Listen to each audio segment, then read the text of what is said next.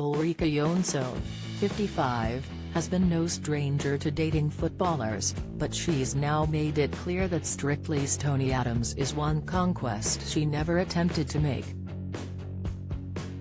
The former TV presenter once dated Stan Collymore, and even had a fling with England manager Sven-Göran Eriksson, but she was keen to set the record straight on Tony's claims that she had previously slipped her phone number into his pocket, claiming on Instagram that she was laughing my TS off at the claim. Tony, 56, in recently unearthed quotes from his book, insisted that he had resisted her advances as he was more interested in supermodel Caprice Bure, whose presence on his arm had made him feel like a king. However, an astonished Ulrika firmly denied his claims, stating that there wasn't an ounce of truth in it. She doubled down on that comment on Instagram, telling her 202,000 followers, laughing my TS off at this. Never, ever met the bloke. Maybe he was dreaming.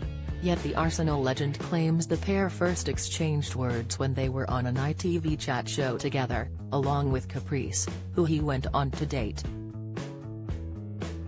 Tony made the suggestion about Ulrika in his autobiography, Sober, writing that had been on a chat show led by former Arsenal teammate Ian Wright at the time. I was there with Ulrika Jonsson, who slipped her phone number on a piece of paper into my pocket, he wrote.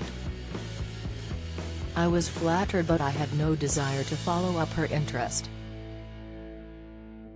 I was more interested in Caprice, who was Ian's sidekick on the show and who made it plain she was attracted to me.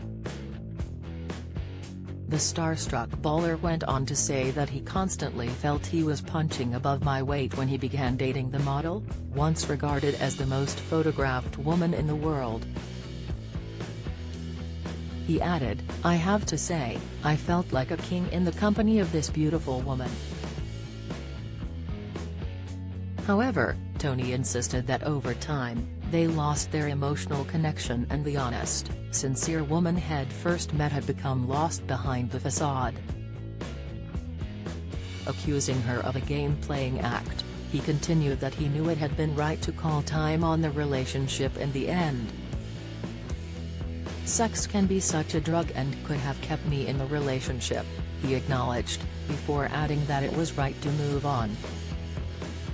Ulrika has insisted that she had never so much as met Tony, let alone been rejected by him. However, she did recently admit in one of her Sun columns that she had always been partial to a bit of Tony Adams. She praised him for being honest about his battles with addiction and for acknowledging that, to him, sex was a drug.